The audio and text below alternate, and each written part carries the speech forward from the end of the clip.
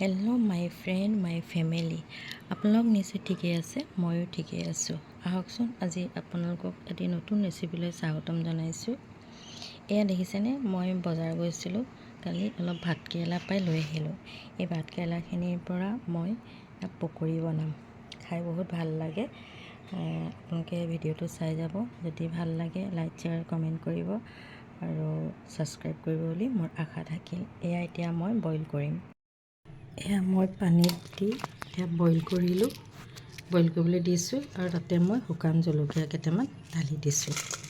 দেখিছেনে, এইখিনি বইল হোৱাৰ লগে লগে মই টুকি আনিম, অলপ দেৰি টুকি থ'ম, তাৰপাছত মই পকৰীৰ কাৰণে ঠিক কৰিম।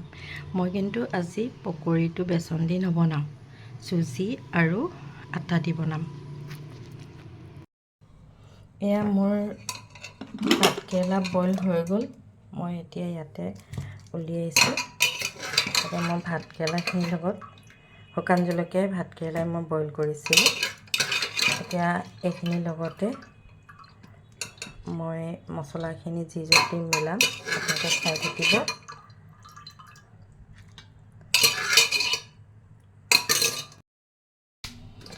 এয়া ভাতকেৰেলাখিনি মই পূৰা বইল হৈ গ'ল, উলিয়াই ল'লোঁ। এতিয়া মই এই ষ্টেণ্ডডালেৰে এতিয়া ভাতকেৰেলাখিনি পিটিকা কৰিম। এয়া দেখিছেনে, ইয়াতে মই এতিয়া আটা ঢালিছোঁ। মই চুজি আৰু আটা ঢালিছোঁ অকণমান। তাৰপাছত ইয়াতে অকণমান ইনো ঢালিম।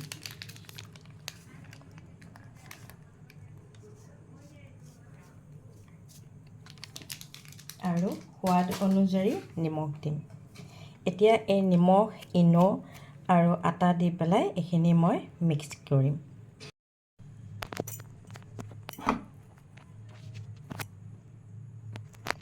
ইয়াতে এতিয়া অকণমান মই মছলা ঢালিম, অকণমান জলকীয়া গুড়ি, হালধি গুড়ি, মিক্স চফ, আজৱাইন। এতিয়া আকৌ এইখিনি মিক্স কৰি পেলাই কেৰাহীত তেল গৰম কৰি লাডুকৈ ফ্ৰাই কৰিম।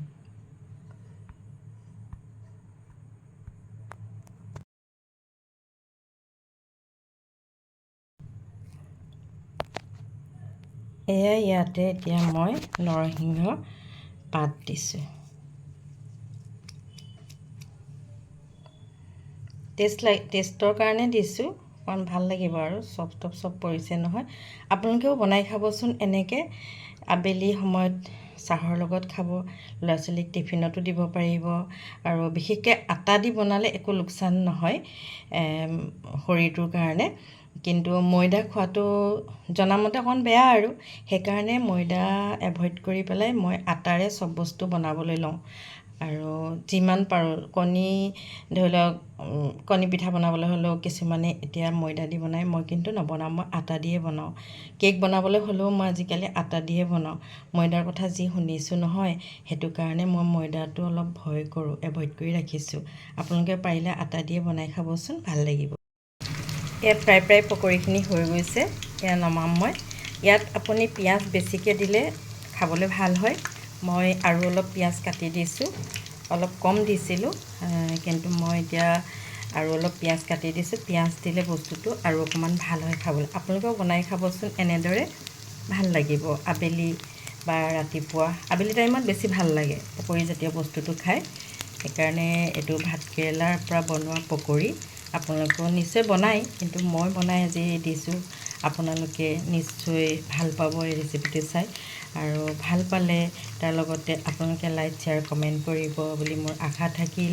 আপোনালোকৰ আশীৰ্বাদ আৰু দোৱা সকলোখিনি মৰম লৈ মই মোৰ চেনেললৈ আগবাঢ়িছোঁ। আপোনালোকে যিমান মৰম দিব সিমান মই আপোনালোকলৈও মৰম দিম।